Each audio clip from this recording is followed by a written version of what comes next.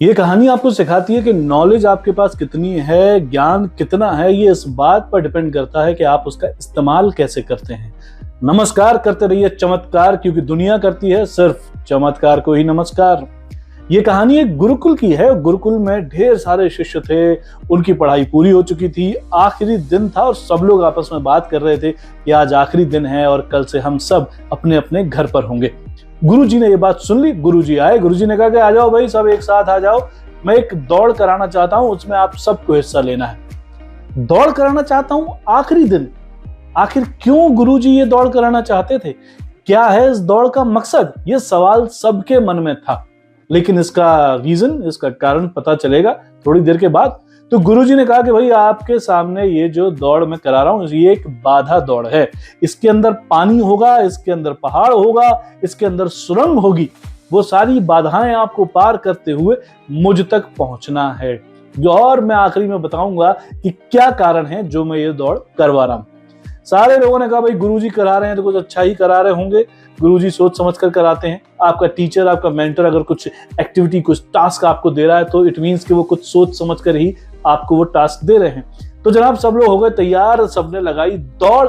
पानी में, नदी में ओहो लगाते हुए, छलांगे, पहाड़ पर कूदते हुए पहुंच गए सुरंग के पास। सुरंग एकदम अंधेरी थी।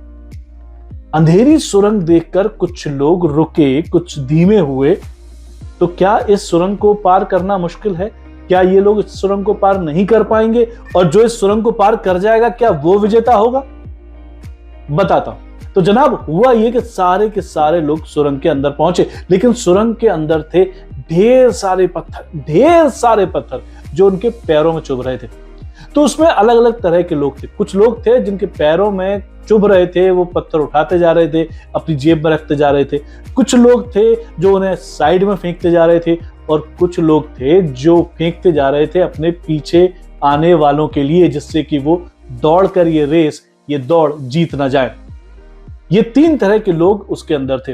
ये लोग बाहर निकले, सुरंग से बाहर आए और पहुंचे अपने गुरुकुल, गुरु के सामने। गुरुजी ने ताली बजाकर सबका स्वागत किया। गुरुजी ने कहा वाह भाई वाह, क्या बात है, आप सबने इस दौड़ को पूरा कर लिया है, बहुत ही बेहतरीन। तो क्या गुरुजी के पास कोई खास बात थी इन सबसे कहने के लिए? बिल्कुल थी।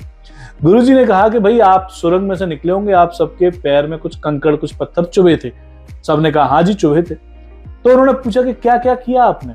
तो जिन्होंने पीछे फेंक दिए थे उन्होंने कहा हमने तो फेंक दिए पीछे। ये नहीं बताया कि किस लिए फेंके थे, पर बताया कि फेंक दिए पीछे। दूसरों ने कहा कि जो चुभे थे हमने साइड में फेंक दिए कि दूसरों के पैर में ना लगे। और तीसरे थे, उन्होंने कहा कि साहब हमने तो जेब में रख लिए कि किसी के भी पैर में ना लगे, आगे जाके कहीं फेंक देंगे। तो उन्होंने कहा जिन्होंने जेब में रख लिए थे वो जरा निकालें। उन्होंने जब अपनी जेब से वो पत्थर निकाले तो देखा कि वो पत्थर नहीं बल्कि हीरे थे, बेशकीमती हीरे। उन हीरों को जब बाकी लोगों ने देखा तो कहा अरे यार ये क्या कर दिया हम। और उनसे पूछा कि आपने जेब में क्यों रख ली? तो उन्होंने कहा कि साहब हो ये रहा था कि सब लोग दौड़ रहे थे तो हमें लगा कि हमारे जो पीछे आ रहे हैं उनके पैर में भी चुभेंगे, और अगर हम इधर उधर फेंक देंगे तो भविष्य में जो आएंगे उनके पैर में भी चुभेंगे, इसीलिए हमने जेब में रख लिए। यानी जब आप सिर्फ काम अपने लिए नहीं करते, दूसरों के लिए भी करते हैं, सोसाइटी के लिए भी सोचते हैं, अपना विजन बड़ा रखते हैं, तब आपको वो बेशकीमती हीरे मिलते हैं जो शायद आपने सोचे भी नहीं होते। और अगर आप दूसरों के पैरों में डाल रहे हैं तो फिर तो आप जानते ही हैं कि क्या हश्र होगा। तो ये कहानी एक बड़ा मैसेज देती है कि आपकी नॉलेज, आपका ज्ञान सिर्फ अगर आपके, मैं, मेरा परिवार, मेरा घर इस तक ही सीमित है तो हो सकता है कि आप ठीक ठाक जिंदगी जी लें, आप रेस को पूरा कर लें, लेकिन जो बेशकीमती हीरे हैं वो आपको कभी नहीं मिल पाएंगे। तो याद रखिएगा, इस कहानी को भी शेयर कीजिए, चैनल को सब्सक्राइब कीजिए और मुझे दीजिए अभी इजाजत। अगली कहानी के साथ फिर होगी आपसे मुलाकात। नमस्कार, करते रहिए चमत्कार।